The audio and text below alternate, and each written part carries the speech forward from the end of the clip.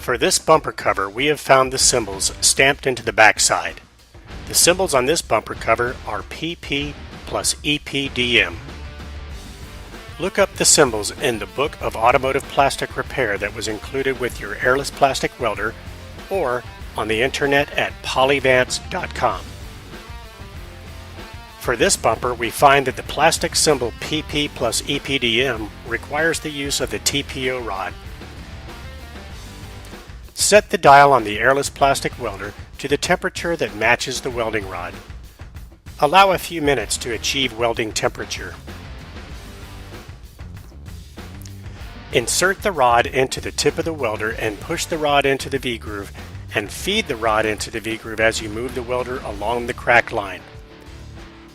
Be sure to touch the tip of the welder to the base material to ensure that the plastic will melt together with the rod.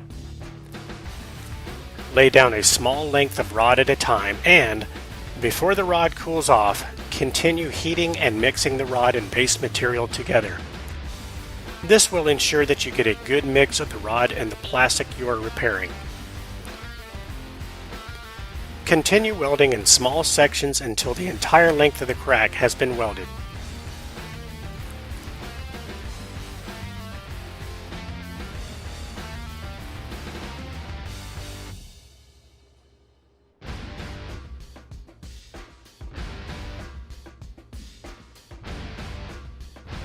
Smoothing the weld with the tip of the welder will reduce the amount of sanding later on.